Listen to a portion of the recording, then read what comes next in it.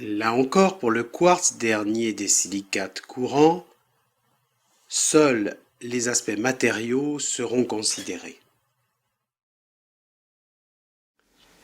Le quartz est utilisé depuis l'Antiquité pour la fabrication du verre. Il entre dans bien d'autres composants, comme les produits électroniques ou les abrasifs par exemple.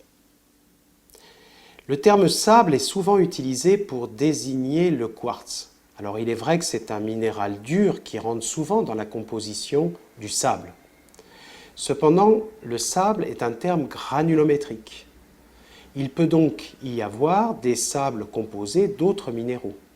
On peut parler de sable de calcite, de sable dolomitique. Un autre exemple sur les îles volcaniques où le sable est composé de roches basaltiques.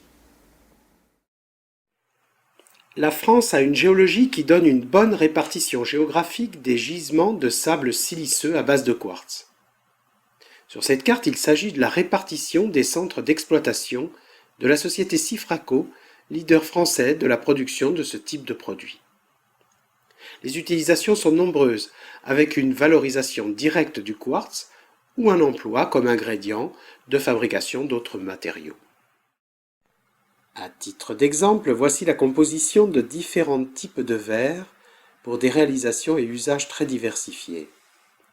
Pour obtenir des caractéristiques particulières, des éléments comme le plomb, le lithium, le bore sont ajoutés au quartz pour la fabrication du verre.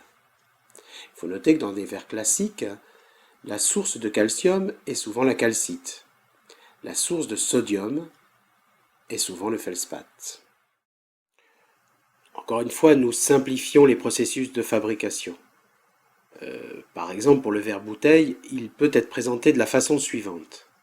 Il y a approvisionnement et stockage des différents constituants, mélange et fusion, et ensuite moulage et traitement. Pour finir, on conditionnera pour l'expédition.